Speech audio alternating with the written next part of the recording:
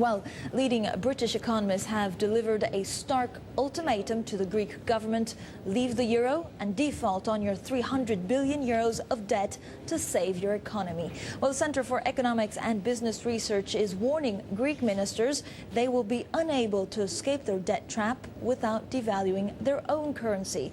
Well, CEO Douglas McWilliams called the move virtually inevitable. The only question is the timing and the extent of the contagion. Well, McWilliams flew back from Athens last night and he joins me now. Thank you so much for being here in the studio. First of all, how was your statement received by the Greek authorities? Because we don't even have a mechanism at the moment in place for someone to leave the Eurozone even temporarily. Well, they're clearly looking at the option, but you wouldn't expect them to say anything very much, and they haven't said anything very much. The civil servants I spoke to were extremely tight-lipped.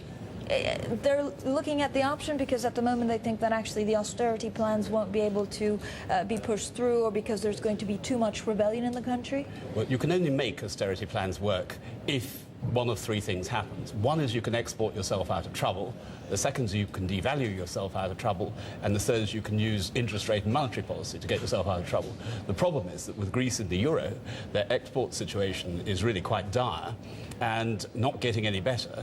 And they don't have the levers on monetary policy to be able to help themselves. But this would be the end of the Eurozone as we know it, if not the end of the currency if someone leaves the Eurozone, or would it not?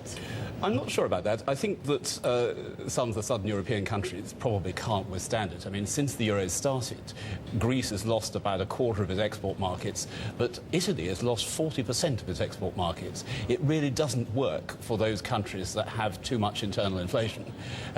Paradoxically, Germany has benefited because in the old days they used to have to keep on revaluing the Deutschmark.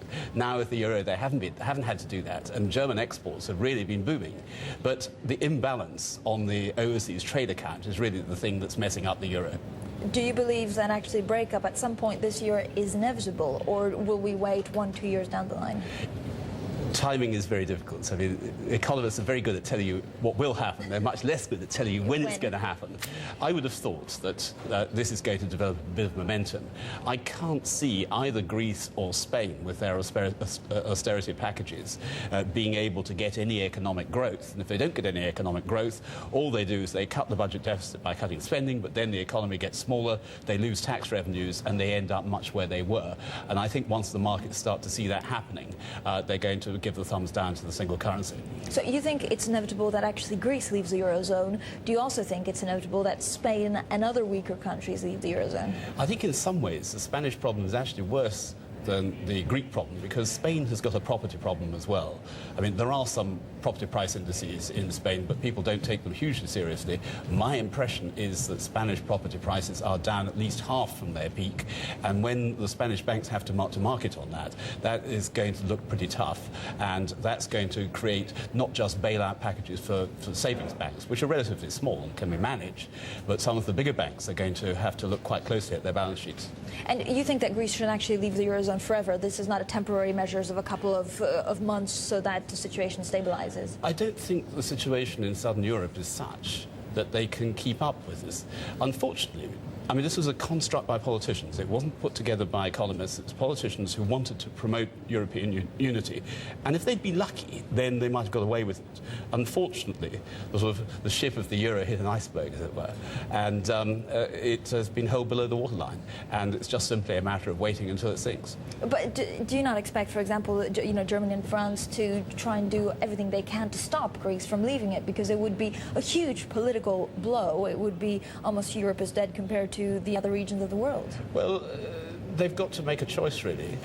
If they try and make this happen, they're condemning Europe to a very long, protracted problem, and I suspect the end will be much the same, whatever happens.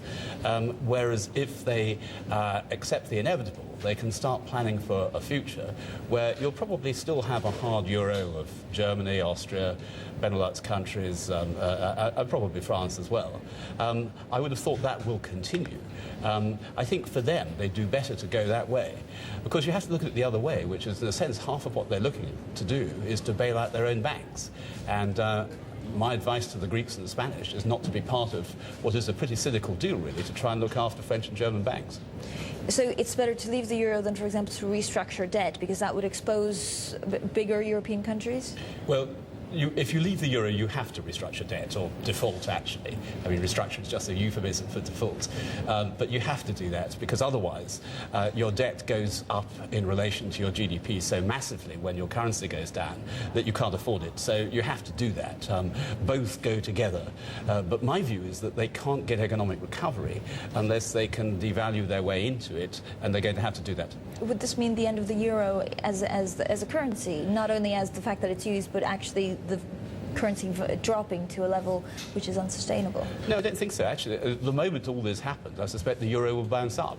Because what's left will be quite a firm base for the euro, which will be the hard currency countries.